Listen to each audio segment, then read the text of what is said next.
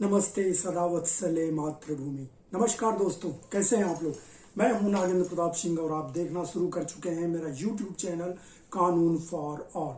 मित्रों, आज जिस विषय वस्तु के संदर्भ में हम चर्चा और परिचर्चा करने वाले हैं इस वीडियो में, वो है आदरणीय उच्च न्यायालय को प्रदान की गई अंतर्निहित या असीमित शक्ति।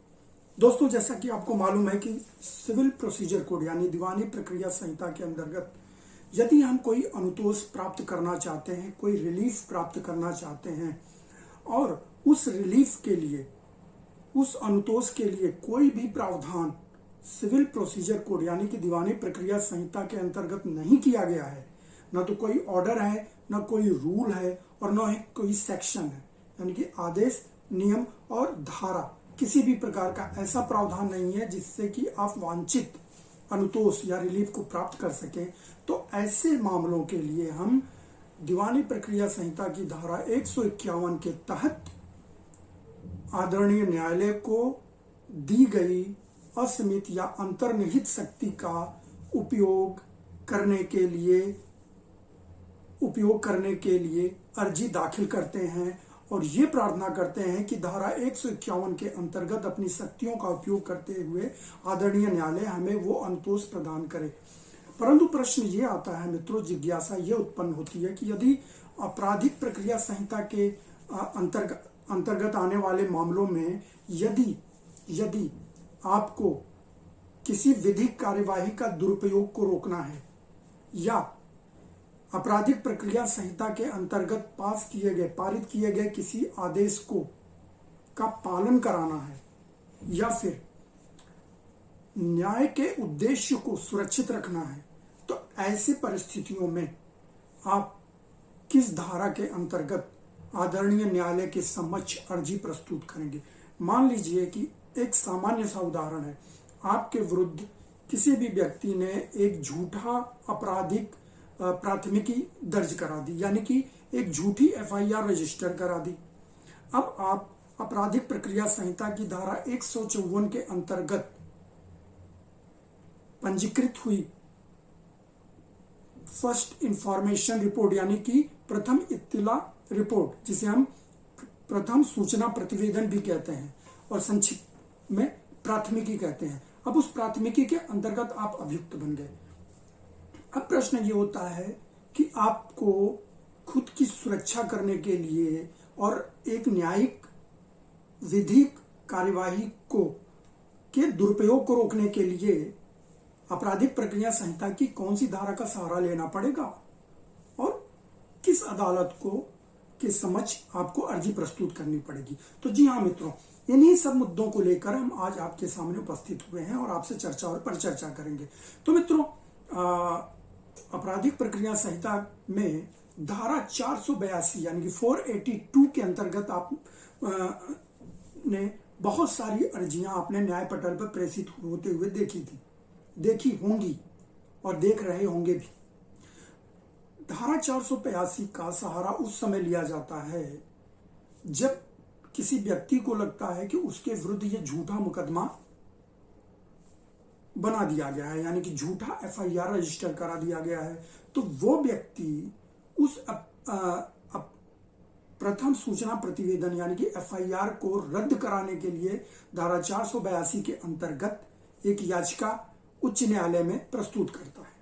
इसी प्रकार मित्रों, जब भी आपराधिक प्रक्रिया संहिता की किसी विधिक कार्यवाही का दुरुपयोग करते हुए कोई प्रक्रिया किसी व्यक्ति के विरुद्ध शुरू कर दी जाती है, तो उस विधिक प्रक्रिया के दुरुपयोग को रोकने के लिए भी वो धारा 482 के अंतर्गत एक याचिका उच्च न्यायालय में प्रस्तुत करता है और आदरणीय उच्च न्यायालय धारा 482 के अंतर्गत दिए गए विशिष्ट प्रावधानों का संयम पूर्वक उपयोग करते हुए और जब उसकी जरूरत है तभी उसका उपयोग करते हुए उचित और समुचित अनुतोष देते हैं। तो सबसे पहले हम आइए देखते हैं कि सेक्शन 482 कहता क्या है। धारा 482 का विस्तार क्या है, उसका उपयोग क्या है और आदरणीय उच्च न्यायालय को किन किन परिस्थितियों में इसका उपयोग किस प्रकार से करना चाहिए।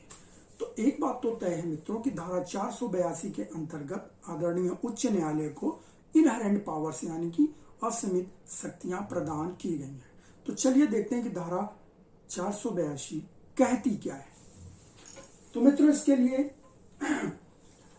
हम इसकी परिभाषा को पढ़ने की कोशिश करते हैं। इस धारा 482 क्या कहती है कि इस संहिता की कोई बात उच्च न्यायालय के ऐसे आदेश देने की अंतर्निहित शक्ति को सीमित या प्रभावित करने वाली न समझी जाएगी, जैसा इस संहिता के अधीन किसी आदेश को प्रभावी करने के लिए या किसी न्यायालय की कार्यवाही का दुरुपयोग निवारित करने के लिए या किसी अन्य प्रकार से न्याय के उद्देश्यों की प्राप्ति सुनिश्चित करने के लिए आवश्यक हो। अर्थात 482 के अंतर्गत जो शक्ति आदरणीय उच्च न्यायालय को प्रदान की गई है उसमें मुख्यतः तीन बिंदुओं को शामिल किया गया है। यानी कि जो इसका स्कोप है, इसका जो विस्तार है वो मुख्यतः 3 बिंदुओं के अंतर्गत उन्हीं की परिधि में ये है। पहला क्या है कि धारा 482 का उपयोग किसी विधिक कार्यवाही के दुरुपयोग को रोकने के लिए किया जाना चाहिए, पहली बात। दूसरा, धारा 482 का उपयोग न्याय के उद्देश्यों की प्राप्ति की सुनिश्चितता को सुरक्षित रखने के लिए की जानी चाहिए। यानी कि न्याय का उद्देश्य क्या है कि किसी भी व्यक्ति के प्रति अन्याय ना होने पाए, जो अपराधी हो उसी को दंड मिले। जैसा कि हमारे यहां कहा भी जाता है कि एक भले ही 100 गुनाहगार छूट जाए लेकिन एक बेगुनाह को सजा नहीं मिलनी चाहिए। यानी कि एक निर्दोष को दंड नहीं मिलना चाहिए, भले ही इसके लिए 100 अपराधियों को छोड़ दिया जाए, वो छूट जाए। ठीक है मित्रों। तो न्याय का जो उद्देश्य है वो है कि उचित व्यक्ति को यानी कि अपराधी को ही दंडित करना और निर्दोष को अपराध के दंड से बचाना।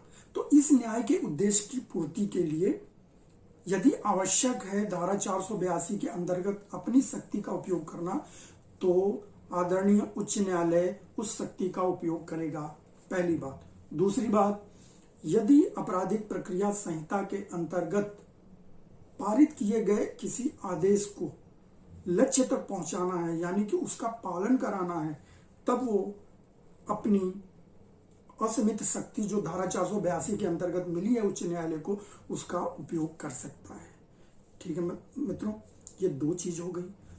तीसरी चीज क्या है कि विधिक कार्यवाही के दुरुपयोग को रोकने के लिए धारा 482 के अंतर्गत प्राप्त किए गए विशिष्ट प्रावधानों के अंतर्गत उनकी परिधि में रहते हुए अपनी शक्ति का उपयोग किया जा सकता है। तो पहला, विधिक कार्यवाही के दुरुपयोग को रोकने के लिए। दूसरा, न्याय के उद्देश्य की प्राप्ति करने के लिए। और तीसरा, आपराधिक प्रक्रिया संहिता के अंतर्गत पारित किए गए किसी आदेश के पालन कराने के लिए। तो ये 3 चीजें हो गई। इन्हीं 3 बिंदुओं के अंतर्गत उच्च न्यायालय अपनी शक्ति का, असीमित शक्ति का उपयोग करता है। अब सबसे छोटा सा उदाहरण ले लीजिए। सबसे छोटा उदाहरण क्या है कि रामपुर में आजम खान एक असामाजिक व्यक्ति है। वो क्या करता है कि अपने बगल में यानी कि अपने पड़ोस में रहने वाले नीतीश कुमार को धमकी देता है। क्या धमकी देता है कि तुम अपना मकान छोड़कर चले जाओ, अन्यथा तुम्हें एक झूठे आपराधिक मुकदमे में फंसाकर मैं तुम्हारे मकान पर कब्जा कर लूंगा। अब मित्रों, ये 4 स्टेटमेंट मैंने आपको बताए। आजम खान एक असामाजिक व्यक्ति है, वो अपने पड़ोस में रहने वाले नीतीश कुमार के मकान पर कब्जा करना चाहता है अवैध रूप से, इसलिए वो उसको धमकी देता है कि वो मकान छोड़कर चला जाए, अन्यथा उसके खिलाफ झूठा आपराधिक मुकदमा दायर करके उसे फंसा देगा और उसकी प्रॉपर्टी को पर कब्जा कर लेगा। अब यहाँ पे अगर नीतीश कुमार को अपना बचाव करना है तो उसे क्या क्या करना पड़ेगा। सबसे पहले उसकी धमकी के अनुसार, चूंकि ये सिविल मैटर की तरफ जा रहा है, ये धमकी जा रही है बलात् कब्जा करने की। ठीक। दूसरी चीज क्या है कि झूठे मुकदमे में फंसाने की। अब ये मान लीजिए कि नीतीश कुमार इस पर ध्यान नहीं देता है, जिसके कारण आजम खान को मौका मिल जाता है और वो आजम खान नीतीश कुमार के खिलाफ एक झूठा आपराधिक मुकदमा अपने प्रभाव से लिखवा देता है, यानी कि प्राथमिकी दर्ज करवा देता है। अब इस सिचुएशन में नीतीश कुमार के पास दो मार्ग है। पहला मार्ग है दीवानी प्रक्रिया संहिता के अंतर्गत वो एक वाद दाखिल करे और आदरणीय न्यायालय से प्रार्थना करे कि वो आजम खान और उसके जितने भी अनुयायी हैं, उनके अंतर्गत काम करने वाले जितने भी व्यक्ति हैं, उनको नीतीश कुमार के संपत्ति पर बलात् कब्जा करने से रोके। पहली चीज। ठीक। ये तो दीवानी प्रक्रिया संहिता की बात होगी। अब आपराधिक प्रक्रिया संहिता के अंतर्गत यदि उस प्राथमिकी के आधार पर नीतीश कुमार को गिरफ्तार नहीं किया गया है तो नीतीश कुमार को तुरंत सबसे पहले तो अग्रिम जमानत की अर्जी आदरणीय सत्र न्यायालय में देना पड़ेगा, यानी कि सेशन कोर्ट में। अग्रिम जमानत की अर्जी आपराधिक प्रक्रिया संहिता की धारा 438 के अंतर्गत दाखिल की जाती है। अब वहां पे अग्रिम जमानत के लिए दो चीजें महत्वपूर्ण होती हैं। एक तो अपराध जो है वो कॉग्निजेबल होना चाहिए, यानी संज्ञेय होना चाहिए, और एफआईआर रजिस्टर्ड होनी चाहिए, यानी कि प्रथम सूचना प्रतिवेदन या प्राथमिकी दर्ज हो जानी चाहिए। तो यहाँ पे ये दोनों परिस्थितियां हो गई। तो इन दोनों परिस्थितियों के आधार पर उसने अग्रिम जमानत की अर्जी दी और अग्रिम जमानत की अर्जी पर आदरणीय सत्र न्यायालय ने सुनवाई करते हुए उसके पक्ष में फैसला दे दिया और उसे अग्रिम जमानत मिल गई। अब दूसरा स्टेप क्या है कि चूंकि ये एफआईआर जो प्रथम सूचना प्रतिवेदन आजम खान के द्वारा दर्ज करवाई गई है, ये एक झूठा मुकदमा है, यानी कि एक विधिक कार्यवाही का दुरुपयोग है। तो अब यहां पे नीतीश कुमार क्या करेगा कि वो धारा 482 आपराधिक प्रक्रिया संहिता की धारा 482 के अंतर्गत एक याचिका आदरणीय उच्च न्यायालय के न्याय पटल पर प्रेषित करेगा कि ये झूठा आपराधिक मामला उसके विरुद्ध बनाया गया है उसकी संपत्ति पर कब्जा करने के लिए। अब माननीय उच्च न्यायालय के समक्ष मुद्दा यह रहता है कि क्या प्रथम दृष्टया ये मुकदमा झूठा प्रतीत होता है या नहीं। यदि आदरणीय उच्च न्यायालय को तथ्यों के आधार पर यह प्रतीत होता है कि वास्तव में नीतीश कुमार के विरुद्ध ये झूठा मुकदमा दायर किया गया है, तो वो उस प्राथमिकी को, उस प्रथम सूचना प्रतिवेदन यानी कि एफआईआर को रद्द करने का आदेश पारित कर देगा। परंतु यदि उच्च न्यायालय को ऐसा प्रतीत होता है कि कुछ मामला तो इसमें बनता है, प्रथम दृष्टया इस एफआईआर के अंतर्गत कुछ मामला बनता है कि ये मुकदमा झूठा नहीं है, तो ऐसी परिस्थिति में वो एफआईआर को रद्द करने का आदेश नहीं पारित करेगा। तो मित्रों, धारा 482 को आपने उसका डेफिनेशन देख लिया, उसके आवश्यक तत्व देख लिए और एक उदाहरण से हमने समझ लिया कि धारा 482 का उपयोग हम कब कर सकते हैं। ठीक है। अब यहां पे हम देखते हैं कि सर्वोच्च न्यायालय ने, आदरणीय सर्वोच्च न्यायालय ने इस संबंध में क्या निर्णय दिए हैं और यह आदरणीय सर्वोच्च न्यायालय के विचार इस संबंध में क्या है। उदाहरण के लिए मित्रों, जगमोहन सिंह बनाम विमलेश कुमार और अन्य 2022 लाइव लॉ SC 546। मित्रों, इस मामले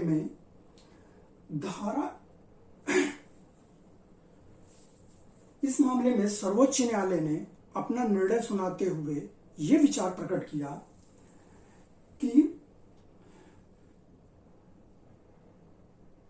न्यायालय इस मामले में उच्च न्यायालय ने अपना आदेश पारित किया था। उच्च न्यायालय के आदेश को रद्द करते हुए सर्वोच्च न्यायालय ने स्पष्ट तौर पर आदेश दिया कि धारा 482 के अंतर्गत प्रदत्त शक्तियों का उपयोग करते समय हाई कोर्ट को आमतौर पर इस बात की जांच शुरू नहीं करनी चाहिए कि अपराधी के प्रति विश्वसनीय सबूत या साक्ष्य हैं या नहीं। आपराधिक प्रक्रिया संहिता 1872 की धारा 482 के अंतर्गत प्राप्त अधिकार क्षेत्र का प्रयोग संयम से, सावधानी से और सतर्कता के साथ तभी किया जाना चाहिए जब इस तरह की कवायद आपराधिक प्रक्रिया संहिता 1872 की धारा 482 के विशिष्ट प्रावधानों के द्वारा ही उचित है। अर्थात उच्च न्यायालय को धारा 482 के अंतर्गत प्राप्त शक्तियों का उपयोग वही करना चाहिए जब प्रथम दृष्टया मामला बनता न दिखाई दे। एफआईआर को पढ़ने के पश्चात यदि एफआईआर के अनुसार प्रथम दृष्टया मामला दिखाई पड़ता है तो उक्त एफआईआर को रद्द करने का आदेश उचित नहीं है। तो इस मामले में आदरणीय उच्च न्यायालय ने एफआईआर को रद्द करने के संदर्भ में ये देखने का प्रयास किया कि एफआईआर के तथ्यों से कोई विश्वसनीय साक्ष्य प्रकट हो रहा है या नहीं, कोई विश्वसनीय सबूत मिल रहा है या नहीं। जबकि होता क्या है कि एफआईआर के तथ्यों का विश्लेषण साक्षीदार के बयानों से और एकत्र किए गए सबूतों से विचारण न्यायालय करता है ट्रायल के दौरान, यानी कि विचारण की परिस्थितियों के दौरान इन सब बातों का विश्लेषण होता है कि एफआईआर में जो बातें कही गई हैं वो सच है या नहीं। तो सर्वोच्च न्यायालय ने इस मामले में यही कहा कि प्रथम दृष्टया आदरणीय उच्च न्यायालय को प्रथम दृष्टया ये देखना था कि एफआईआर में दिए गए तथ्यों के आधार पर एफआईआर रजिस्टर करने का कोई मामला बनता है या नहीं। अगर प्रथम दृष्टया मामला अभियुक्त के विरुद्ध बनता है तो फिर इस एफआईआर को रद्द करने का आदेश पारित करना ये भूल है। और यदि उसके तथ्यों से ये पता चलता है प्रथम दृष्टया कि इस तरह का कोई मामला नहीं बन रहा है और ये एफआईआर झूठी प्रतीत हो रही है, तब इसको रद्द किया जा सकता है। जबकि यहां पर इस मामले में उच्च न्यायालय ने एफआईआर के तथ्यों को सबूतों के आधार पर विश्लेषित करने की कोशिश की, जो कि उसको नहीं करना चाहिए। सबूतों, साक्ष्यों और गवाहों के आधार पर एफआईआर के तथ्य का विश्लेषण करना सत्र न्यायालय का काम है, जो कि ट्रायल के दौरान होता है। तो धारा 482 यानी कि सेक्शन 482 के अंतर्गत सुने जाने वाली याचिका में आदरणीय न्यायालय को सिर्फ ये देखना चाहिए कि एफआईआर रजिस्टर्ड हुई है तो इसमें विधि प्रक्रिया का दुरुपयोग तो नहीं किया गया है, और वो प्रथम दृष्टया आपको प्रतीत हो जाता है एफआईआर के तथ्यों का अध्ययन करने पर। अब एक दूसरा उदाहरण हम देखते हैं कि सर्वोच्च न्यायालय ने उस मामले में क्या निर्णय दिया। मित्रों, मध्य प्रदेश सरकार बनाम Kunwar Singh criminal appeal number 709 अब 2021 LL 2021 SC 344 के मामले में सर्वोच्च न्यायालय ने यह कहा कि जांच के बाद सीआरपीसी की धारा 173 के तहत एक अंतिम रिपोर्ट पुलिस के द्वारा दाखिल कर दी गई है। तो इस स्तर पर जबकि धारा 173 के अंतर्गत पुलिस ने अपनी रिपोर्ट न्याय पटल पर प्रेषित कर दी है, तो इस स्तर पर हाई कोर्ट को उस तरीके से तथ्यों की जांच नहीं करनी चाहिए जिस तरह से सबूत पेश किए जाने के बाद ट्रायल कोर्ट आपराधिक मुकदमे के दौरान करेगा या करता है। ऐसा करते हुए हाई कोर्ट ने अच्छी तरह से सीआरपीसी की धारा 482 के तहत प्राप्त अधिकार क्षेत्र के इस्तेमाल के लिए तय की गई सीमा को पार कर दिया है। आरोपों के गुण दोषों की विस्तृत जांच की आवश्यकता नहीं थी। प्राथमिकी के एक एनसाइक्लोपीडिया होने की उम्मीद नहीं की जाती है। विशेष रूप से किसी सार्वजनिक योजना के अनुपालन करते वक्त हुई वित्तीय अनियमितताओं से जुड़े मामले में जांच के बाद सीआरपीसी की धारा 173 के अंतर्गत पुलिस ने जब रिपोर्ट दाखिल कर दी हो, तो इस मामले में भी सर्वोच्च न्यायालय ने बिल्कुल स्पष्ट कहा कि उच्च न्यायालय को जो एफआईआर पंजीकृत है उसके तथ्यों की सूक्ष्म विवेचना सबूतों, साक्ष्यों और गवाहों के आधार पर करने की आवश्यकता नहीं है। यह काम तो ट्रायल के समय विचारणा न्यायालय करता है, सत्र न्यायालय करता है। आदरणीय उच्च न्यायालय यदि धारा 482 के अंतर्गत दाखिल की गई एक याचिका पर सुनवाई करते हुए यदि विचारण न्यायालय के कार्य करता है, यानी कि एफआईआर के तथ्यों को सूक्ष्मता से विश्लेषण करता है, सबूत, साक्ष्य और गवाहों के बयानों के आधार पर, तो ये धारा 482 के अंतर्गत उसको मिली गई शक्ति की जो मर्यादा होती है उसको वो पार कर देता है, यानी कि वो अपनी शक्ति के अधिकार क्षेत्र से बाहर चला जाता है, जो कि एक गलत कार्य है। तो मित्रों, इस तरह से हमने देखा कि धारा 482 के अंतर्गत हम उन अनुतोषों को प्राप्त कर सकते हैं आपराधिक प्रक्रिया संहिता के अंतर्गत जिन अनुतोषों के लिए, जिन रिलीफ को प्राप्त करने के लिए कोई प्रावधान नहीं दिया गया है। अतः 482 धारा सेक्शन 482 के अंतर्गत उच्च न्यायालय को वो असीमित शक्ति दी गई है जिसका संयम से, सतर्कता से उपयोग करते हुए आदरणीय न्यायालय 3 प्रमुख बिंदुओं पर अपना निर्णय दे सकता है। पहला, कहीं किसी विधिक प्रक्रिया का दुरुपयोग तो नहीं किया गया है।